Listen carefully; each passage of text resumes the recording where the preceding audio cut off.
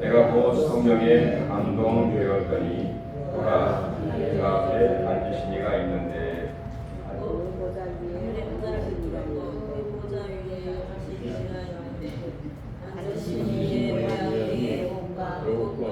보셨고 그 오직에 그가 있어 보좌에 들렸는데 그 모양이 눈부셔 오셨더라. 또 보좌에 별로 24 보좌들이 있고 그 보좌들 위에 24 상들이 흰 옷을 입고 머리에 금관을 쓰고 앉았다. 보좌로부터 번개와 음성과 물의 소리가 나고 보좌 앞에 불이 뿜이 있으니 이는 하나님의 일곱 명이다. 보좌 앞에 수정과 깊은 물이 나가 있고 보좌 가운데와 보좌 주위에 네 생물이 있는데 앞에 눈물이 가득하더라. 그 첫째 생물은 낮아갔고 둘째 생물은 소아지 같고 그 셋째 생물은 얼굴이 사람 같고 그 넷째 생물은 나간 독수리 같은데 네 생물은 각각 6날개를 가졌고 그 아래 주위에는 눈들이 가득하더라.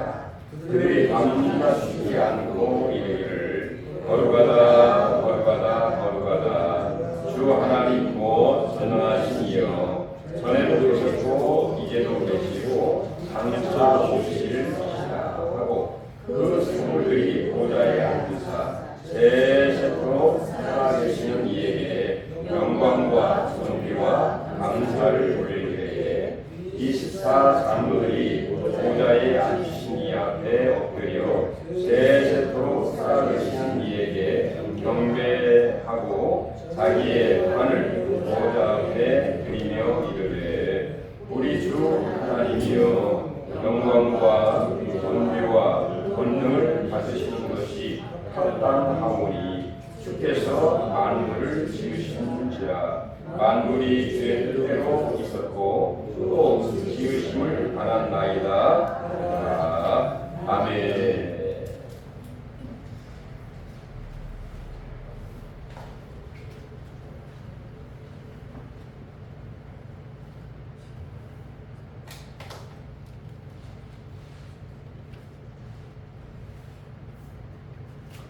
시기적으로 말복이 지나고 입추가 지난 정말 가을의 문턱에 거기 서게 되었습니다. 자, 아직까지는 무더위가 극성을 부리고 있지만 시간이 가면 갈수록 아마 하늘은 더 높아지리라고 봅니다.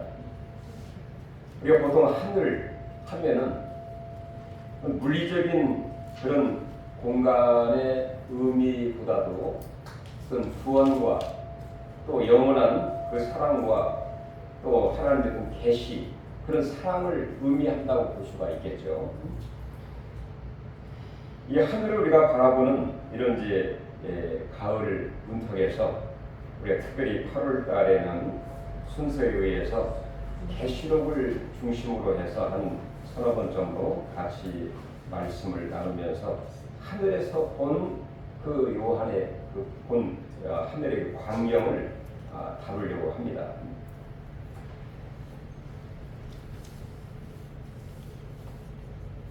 특별히 이 사도 요한이 하늘에서 본 것들이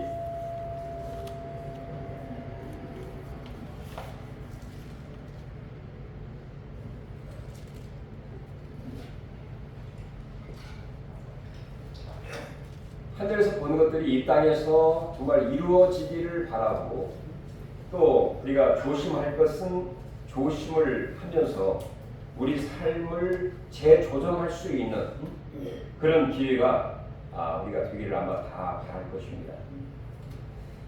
그 첫 번째로 오늘 그 천상에 올라가서 제일 첫 번째 보았던 것이 뭐냐? 천상에서 모든 생물들이 그 하나님 앞에 경배하는 그런 광경을 목격하게 된 것입니다. 다시 말해서 천상 예배의 광경을 이 사도 요한이 보게 되었다는 것이죠.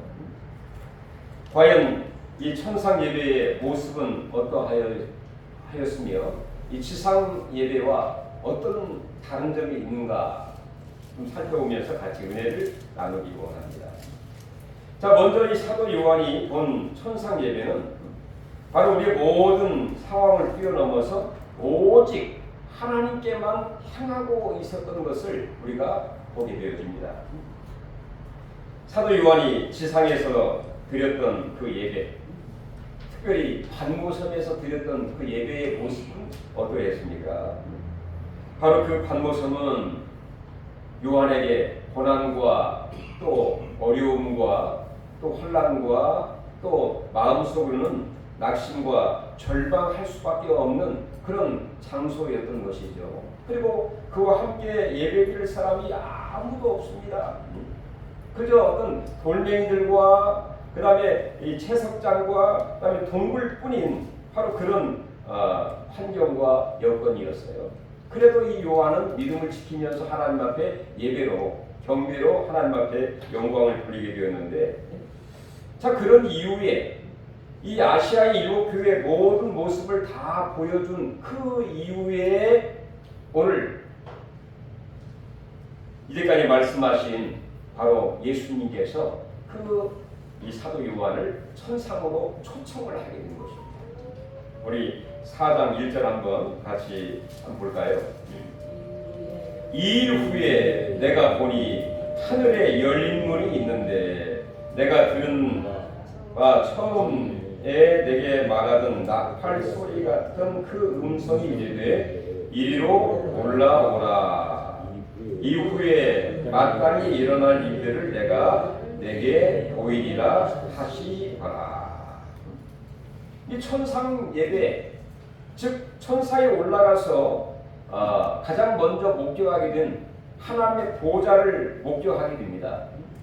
자, 목격하게 되는 하나님 보좌에 앉으신 그 하나님을 바라보게 되는데, 이렇게 보좌를 보고 하나님의 보좌에 앉으신 하나님을 보게 되는 그 시작이 바로 나팔 소리 같은 큰 음성으로 말씀하신 예수님이 이 사도 요한을 초청한 것입니다. 이리로 올라오라. 열린 문. 그러니까 하나님께로 올라갈 수 있는 아마 유일한 문, 유일한 길과 같은 열린 문을 통해서 이리로 올라오라 초청을 한 것이죠. 그렇습니다. 바로 천상 예배의 시작은 우리 하나님이, 우리 예수님이 그 사도 요한을 이리로 올라오라 초청. 그냥 자기 의지와 노력과 자기 생각으로 하나님을 예배하고 만나는 것이 아니라 바로 예수님의 초청으로 이루어지고 있다는 것을 보게 되는 것이죠. 바로 이 열린 문이라고 하는 것은 우리가 천국에 올라가는데 딱 어떤 문이 하나 있어가지고 그 문을 통해서 올라간다 그런 의미라기보다도 이 열린 문이라고 하는 것은 하나님의 강력한 그 임재, 하나님이 함께 하신 그런 의미를 갖고 있는 것이죠. 하나님이 함께 하신 가운데에 하나님 천상으로 올라가게 되는, 천상에 올라가서 제일 먼저 본 일이 바로 하나님의 보좌를 보게 된 것입니다. 우리 2절 같이 한번 볼까요? 내가 곧 성령에 감동되었더니 보라, 하늘에 보좌를 베풀었고 그 보좌에 앉으신 이가 있는데, 여기까지 보겠습니다. 자, 올라가 보니까 먼저 하나님 보좌를, 그 보좌 하면 무슨 황제가 앉는 뭐든 큰 의자 뭐 그런 느낌이 들죠. 그러니까 하나님이 앉으시는 그 보좌를 바라보게 된 것이죠. 그리고 보좌에 앉으신 바로 하나님을 목격하게 된 것입니다. 근데 하나님의 그 모습이 어떤 모습이었느냐? 우리 3절 같이 한번 천천히 읽어볼까요? 앉으신 이의 모양이 벼곡과 홍보석 같고 또 무지개가 있어 보좌에 불렸는데 그 모양이 녹보석 같더라. 자, 앉으신 이의 모양이 먹먹 같았더라. 그러니까 하나님이 벼곡, 홍보석이다 그렇게 말씀하지 않고 벼곡과 홍보석 같고, 그러니까 이 땅에서 우리가 가장 소중하고 가치 있는 것을 보통 보배, 보물 그렇게 표현하는 것처럼 이 땅에서 가장 존귀하고 값어치 있게 생각하는 이 보물로 보화로 하나님의 그 모습을 이렇게 보여주고 있는 것이죠.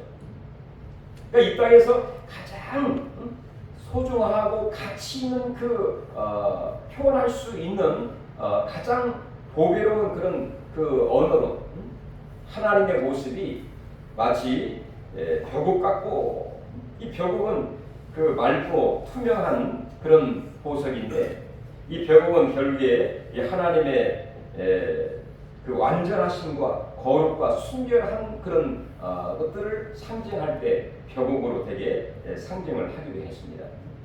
홍보석은 붉은 빛을 띠는 보석인데, 이는 하나님의 심판과 사랑과 열정을 상징한다고 합니다. 그러니까 하나님의 그 모습을 보니까 거룩하고 완전히 거룩하고 순결하고 그다음에 사랑과 열정이 충만한 그런 모습으로 하나님을 바라보게 된 것입니다. 그다음에 그 주위를 무지개가 둘러 있는 그런 모습을 보게 되죠. 자, 무지개는 보통 어떤 그 언약의 상징성, 그다음에 보호, 뭐 그런 의미를 갖고 있습니다.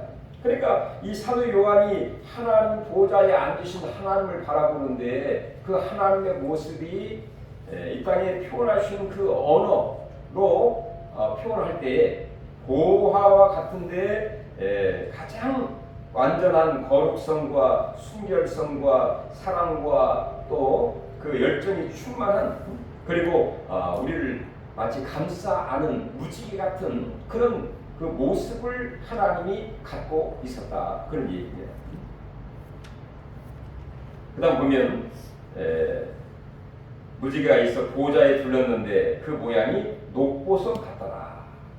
그러니까 하나님의 모습이 가장 영광스럽고 찬란하고 가장 소중한 그런 모습으로 이 사도 요한은 그 하나님을 보게 되었다는 것입니다.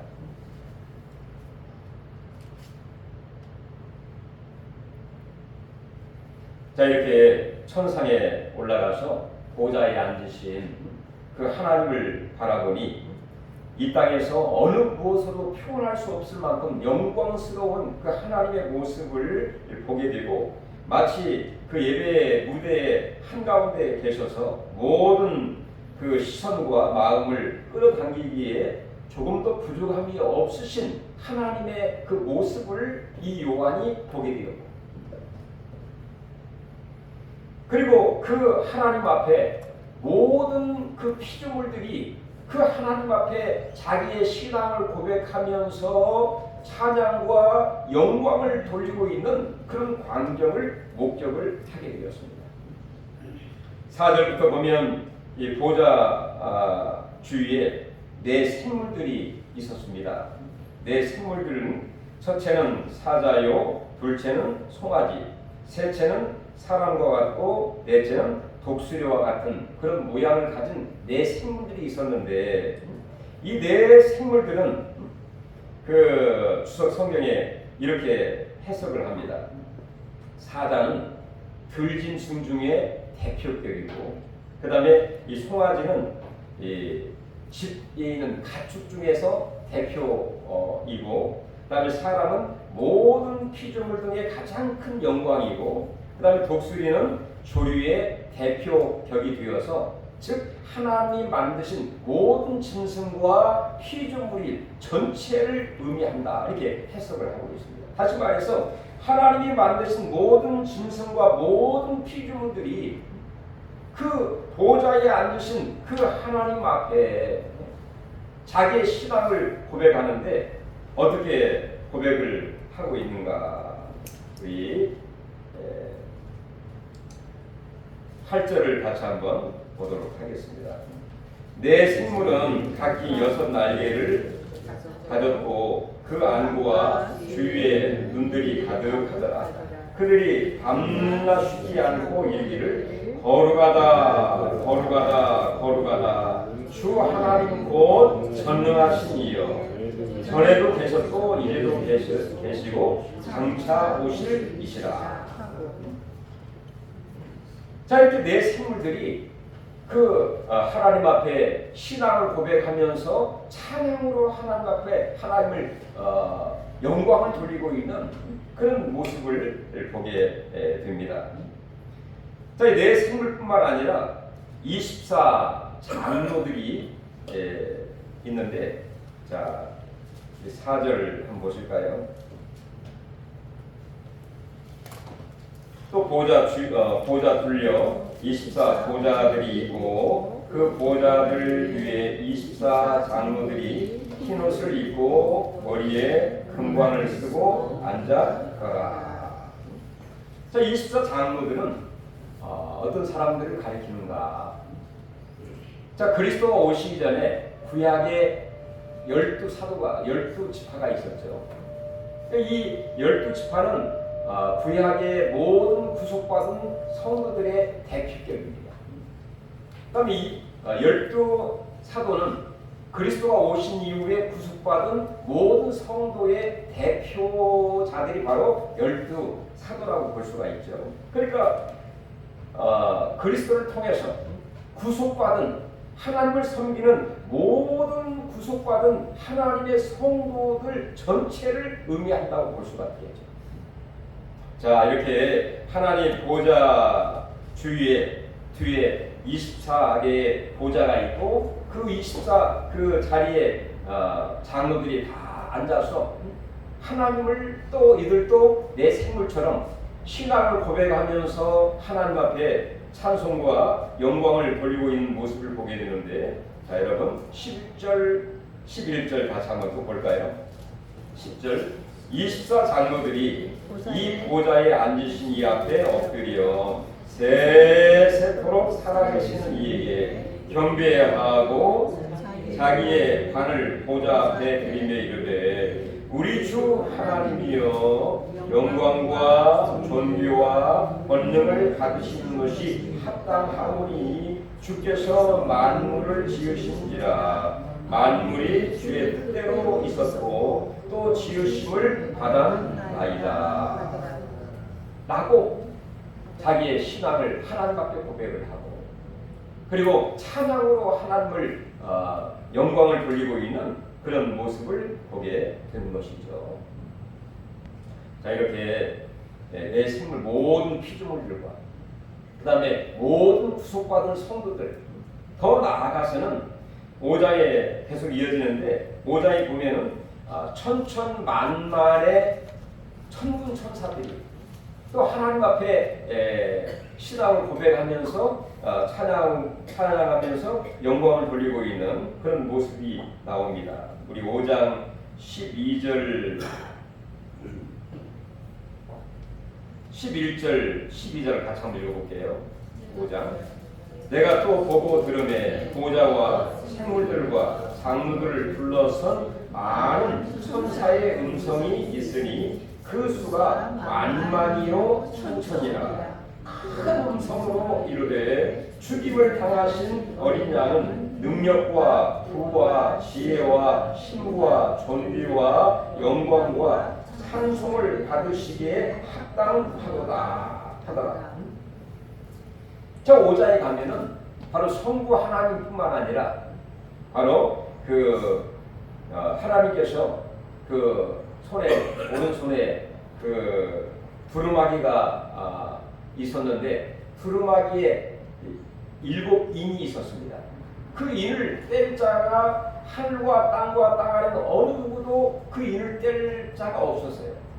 근데 마침 그 어린 양 대신 성자 예수님께서 그 인을 뗄 수 있는 오로지 한 분이 바로 이 성자 예수님이셨습니다. 바로 그분은 그 어린 양으로서 죽임을 당하셨고 그리고 이기신 주님으로 소개를 하고 있죠.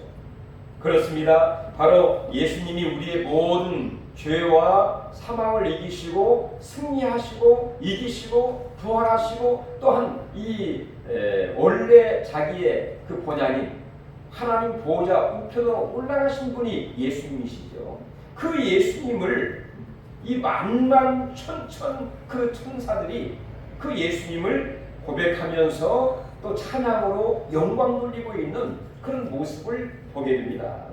그 다음에 또 마지막으로 13절, 5장 13절 보면 자, 어떤 구레 사람들이 그 하나님을 찬양하고 있는가. 내가 또 들으니 하늘 위에와 땅 위에와 땅 아래와 바다 위에와 또 그 가운데의 모든 피조물이 이르되 보좌에 앉으신 이와 어린 양에게 찬송과 존귀와 영광과 권능을 세세토록 돌릴지어다 하니. 이 보좌에 앉으신 이는 성부 하나님이시죠. 그 다음에 어린 양은 예수님이십니다. 그러니까 성삼위 하나님 앞에 하늘과 땅과 땅 아래 모든 피조물들이 성삼위 하나님 앞에 자기의 신앙 고백을 하면서 찬송으로 영광 돌리고 있는 그런 음성을 이 사도 요한이 듣게 된 것이죠. 이 찬송과 영광을 돌릴 때 그 모든 찬양을 들은 24장로들이 어떻게 반응을 했느냐. 마지막 5장 14절 한번 읽어볼게요. 내 생물이 이르되 아멘 하고 장로들은 엎드려 경배하더라. 자, 모든 피조물들이 이렇게 신앙을 고백하고 찬송으로 영광과 찬양을 돌리게 될 때에 내 생물도 아멘 하고 이렇게 응답을 하고, 그 다음에 24장로들은 엎드려 그 하나님을 경배하고 있는 그런 광경을 사도 요한이 목격을 하게 된 것이죠. 이렇게 사도 요한은 천상에 올라가서 제일 먼저 보좌에 앉으신 하나님을 목격하게 되고, 그리고 그 보좌에 앉으신 그 하나님과 그리고 어린 양 되신 그 예수님에게 내 생물과 그 다음에 24장로들과 그 다음에 모든 그 피조물들, 그 다음에 만만 천천 천사들, 이 말은 셀 수 없는 많은 천사들을 의미하고 있습니다. 만만 천사의 만 곱하기 만, 천 곱하기 천 의미니까 셀 수 없을 만큼 무수한 천사들이 그 하나님을 찬송하고 예수님께 영광을 돌리고, 그리고 이렇게 천사들과 모든 피조물까지라도 이렇게 신앙 고백을 하고 찬양을 하니 내 생물도 아멘 하고 24장들도 엎드려 하나님을 경배하는 그 광경을 사도 요한이 목격을 하게 된 것이죠. 그렇습니다.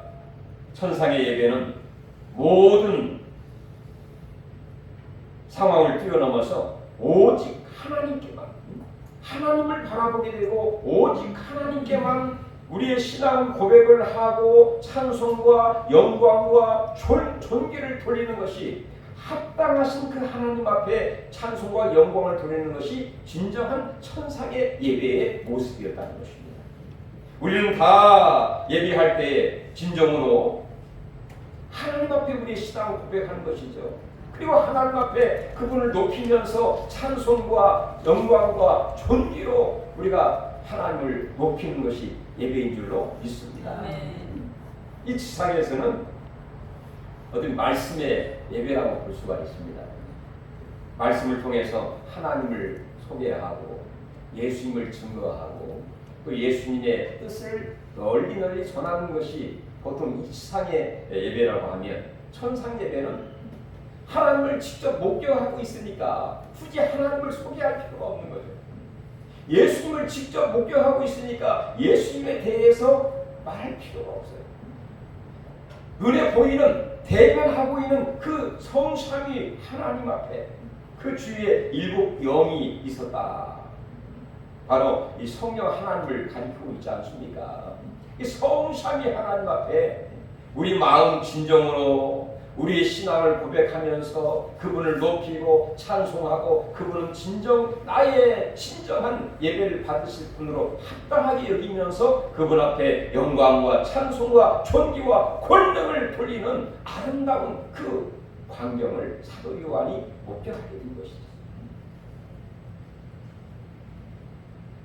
계속 이어서 이 사도 요한은 이 천상 예배의 광경을 목격하면서 많은 위로와 용기와 소망과 감격을 느끼게 되었을 것입니다. 이 땅에 살면서 하나님을 예배하고 하나님을 섬긴다고 했지만 정말 어떨 때는 힘들고 어렵고 예배드릴 자가 없고 오히려 예배를 통해서 고난과 어려움과 환난을 당하는 그런 밤무섬 같은 환경이 있었지만 천상에 올라가 보니까 그 주위에는 정말 유리 바다 같은 그런 모습이 있고 그 보좌와 그 하나님을 직접 목격을 하면서 그 예수님을 직접 보면서 이런 모든 자들이 모든 피조물들이 영광 누리고 있던 그 예배하는 그 모습을 보면서 사도 요한이 어떤 생각을 했을까요?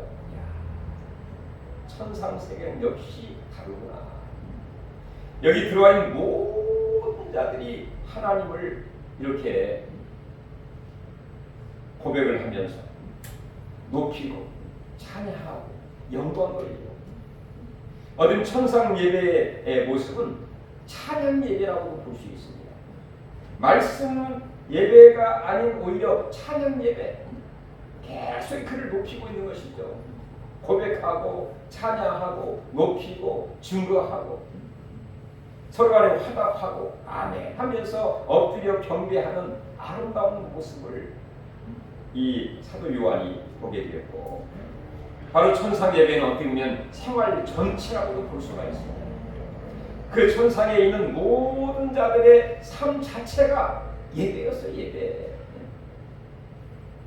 어떻게 보면 우리 구원받은 백성들의 삶의 본질이 나를 구원하시고 나를 창조하시고 나를 불러주신 그 하나님 앞에 영광 돌리고 예배한 것이야말로 내 인생의 본질이고 사명이고 목적이다. 이렇게 살아가는 것처럼 전도서 2장에 12장에 보면 그런 말씀이 있죠. 13절 14절 일의 결국을 다 들었으니 하나님을 경외하고 그의 명령을 지킬지어다. 이것이 모든 사람의 본분이니라. 이렇게 말씀을 하신 거죠. 이사야에 보면 하나님 우리를 바로 영광을 받기 위해서 우리로 하여금 찬양을 받기 위해서 우리를 만드셨다. 이렇게 말씀을 하고 있습니다. 바로 우리 모든 인생의 본분과 우리의 사명과 우리의 진정한 기쁨과 목적은 뭔가? 하나님을 찬양, 하나님 앞에 영광 누리는 그런 삶이라고 볼 수 있는데 천국에 올라가 보니까 그 모든 자들이 예배하는 모습을 보니까 진정으로 그들이 살아가는 삶 자체, 살아가는 그 목적, 바로 그것이 하나님을 경배하고 하나님을 높이고 하나님을 찬양하는 그 모든 것이 그들의 삶 전체였다고 볼 수가 있습니다. 얼마나 그 하나님을 찬양하고 영광 돌리고 있는가. 내 생물들을 보니까요. 우리 4장 8절 다시 한번 읽어보겠습니다. 4장 8절 내 생물은 각각 6날개를 가졌고 그 안과 주위에는 눈들이 가득하더라. 그들이 여기까지 보겠습니다. 자, 밤낮 쉬지 않고 이르기를. 이 밤낮 쉬지 않고 말은 불철주야로 낮이고 밤이고 쉬지 않고 하나님을 고백하고 경배하고 찬양하고 영광을 돌리고 있는 그런 모습들이죠. 우리가 어떻게 생각하면 지상적인 이 땅의 어떤 사고방식 생각하면 천상의 그 내 생물들과 그 하나님을 예배한 자들은 예배하는 게 지루하지도 않나, 질리지도 않을까, 뭐 그런 생각을 할 수도 있겠죠. 근데 천상의 그 예배는 하나님을 바라보면서 그 예수님을 바라보면서 드리는 그 예배이기 때문에 성삼위 하나님과 더불어 드리는 그 예배이기 때문에 그들이 밤낮 시인하고 예배를 드려도 전혀 지루하지 않고 질리지 않고 오히려 그 마음속에 기쁨이 있고 감사가 있고 오히려 충만한 그런 상태였기 때문에 가능하다고 볼 수가 있겠죠. 여러분, 우리가 이 땅에 살면서 우리가 정말 좋아하고 내가 관심이 많고 또 내 마음에 어떤 굉장히 즐거움을 주는 그런 것 있지 않습니까? 그런 걸 할 때는 어떻습니까? 시간 간 줄 모르죠. 밤낮에도 거의 피곤한지 모르고 거기에 완전히 몰입이 돼가지고 한 경우가 있죠. 요즘에 어린 아이들이 핸드폰에 빠져가지고 빠진다 그런 표현 쓰죠. 핸드폰에 빠지고 한동안에 많은 사람들이 오락에 빠지기도 하고 내 취미에 빠지기도 하고 시간 갈 줄 모르고 한 것처럼 바로 천상에 올라가 보니까 수많은 사람들이 모든 피조물 구원받은 성도들 이 모든 천사들까지라도 주야로 하나님을 고백하고 찬송하고 영광 누리는 그런 모습을 보면서 사도 요한이 아마 깜짝 놀라게 되었을 것입니다. 내가 천상에 올라오면 내가 해야 할 일이 바로 이 일이구나. 자, 우리는 어떤가요? 이 지상에서 우리 예배드릴 때에는 1시간 예배하는 것도 없는 지루하기도 하죠. 또 어느 때는 힘겨워지기도 합니다. 찬송도 그냥 4절, 5절 있으면 외기기나 1절로 그냥 끝나기도 하고 뭐 그런 경우도 있는데 자건 천상에 올라가니까 예배가 그들의 생활이고 저 불철주야로 해도 전혀 피곤하거나 지루지 않고 기쁨과 감사와 감격함으로 드리고 있는 그런 모습. 시간을 초월한 바로 천상 예배의 삶 자체가 삶의 전부였다는 것이죠. 어떻게 우리가 이 땅에서 천상 예배의 그 모습을 본받아서 일상생활에 우리가 드려야 할 그 예배, 주일날도 하나님 앞에 예배를 드리지만 우리가 평일날도 월요일부터 또 화요일, 수요일, 목요일, 금요일, 토요일 일상생활 속에서도 우리가 내 몸을 들여서 마치 예배하는 그런 모습처럼 산제사의 모습으로 드리는 것이 또한 하나님이 기뻐하시는 모습이라고 볼 수가 있는 것이죠.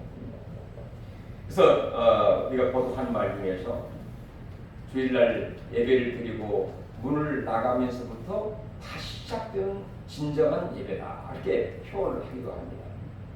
아무쪼록 우리의 예배도 천상의 예배를 본받아서 우리의 삶이 주일날뿐만 아니라 평일날에도 그리고 우리의 모든 삶 가운데 내 자신을 드리고 진정으로 하나님 앞에 예배드리는 모습으로 모든 일을 감당하게 될 때 그 일이 정말 더 거룩해지고 신선해지고 최선을 다하고 마치 하나님께 하듯이 하기 때문에 오류가 발생하지 않겠죠. 이런 은혜와 영광이 우리 모두에게 있기를 간절히 바랍니다. 그 다음에 24 장로들이 하나님을 찬양하고 경배할 때 어떤 일을 하고 있는가. 4장 10절 11절 보면 그들이 머리에는 면류관을 쓰고 있고 하얀 옷을 입고 머리에 면류관을 쓰고 있다 이렇게 소개를 하고 있는데 자, 경배할 때 그들이 어떻게 했느냐. 그들의 관을 보좌 앞에 드리며 이렇게 표현하고 있습니다. 어떻게 보면 이 면류관은 이 땅에 살면서 수고하고 애쓰고 땀 흘려 고생한 하나의 보상일 수도 있죠. 하나의 보상이고 그들의 권세로 또는 존귀의 어떤 그런 표상일 수도 있습니다. 그런데 바로 하나님께 경배할 때 자기의 그 면류관을 하나님 앞에 보좌 앞에 내려놓고 이건 무슨 의미일까요? 바로 하나님을 그만큼 신뢰한다 그런 말이죠. 가장 그 하나님을 가치 있게 생각하기 때문에 자기의 가장 소중한 것까지 하나님 앞에 내려놓는. 그래서 예배하면은 보통 영어로 뭐라 합니까? 워십 이렇게 얘기하죠. 워십은 이 합성어인데 워스와 슈입니다. 워스라는 가치, 소중함 그 의미를 갖고 있죠. 그러니까 가장 소중한 것을 내려놓는 것이 예배다. 참 어떻게 이렇게 영어를 단어를 잘 이렇게 썼는지 모르겠습니다. 자, 이렇게 이 24 장로들은 자기가 가장 소중하게 여기는 면류관, 가장 가치 있게 생각하는 면류관을 하나님 앞에 내려놓고, 바로 이 말은 바로 하나님께서 나에게 이 면류관을 주셨다 그런 의미도 있고, 나의 가장 소중한 것을 마땅히 드려야 할 분은 하나님이시다 그런 의미가 그 속에 들어있는 것입니다. 그렇습니다. 나의 가장 정말 자랑하는 것, 나의 공로, 나의 모든 권리를 하나님께 돌려드리는 것이 천상 예배의 모습이었다는 것입니다. 이런 신앙의 고백과 이 찬양은 바로 주님만이 내 인생의 최고이십니다. 그런 고백이고, 예배의 본질을 보여주는 하나의 모습이면서 내 삶의 가장 높은 자리에 계시는 것을 인정하고 고백하는 하나의 처시라고 볼 수가 있는 것입니다. 사도 요한이 이렇게 지상에서 반모섬에서 하나님을 경배하다가 성령의 큰 감동을 받은 것처럼 이 사도 요한이 그 초청을 받아 주의 음성을 듣고 그 천상에 올라갈 때에 성령의 큰 감동을 받아 장차 되어질 미래를 그에게 보여주시게 되었고, 영광스러운 그런 예배의 모습을 통해서 장차 되어질 그 모든 미래를 그 요한에게 다 보여주신 것처럼 천상 예배가 우리의 일상 예배로 되어질 수 있기를 바랍니다. 아멘. 우리 예배를 통해서 진정으로 하나님이 예비하신 미래와 소망과 축복이 우리 모든 삶 가운데에, 우리의 신앙생활뿐만 아니라 내가 행하는 기업과 모든 가정과 일터에도 주님의 예비하신 은혜와 축복이 충만하기를 주님의 이름으로 축원합니다. 아멘. 하나님 은혜를 감사드립니다. 지상의 예배 힘들고 어렵고 또 고난이고 환난을 당하는 일도 있었지만 천상에 올라가 보니 모든 만물들이, 구원받은 자들이, 생물들이 하나님을 높이고 찬양하고 영광 돌리고 밤새도록 추위하고, 그리고 그의 면류관을 내려놓고 찬양으로 영광 돌리는 그 모습처럼 하늘에 이루어진 아름다운 그 예배가 우리 예배가 되기를 원합니다. 본받기를 원합니다. 네. 하나님이 예배하신 놀라운 그 은혜와 축복과 영광도 우리에게 이어지게 하여 주시옵소서. 네. 예수님의 이름으로 기도하옵나이다. 아멘.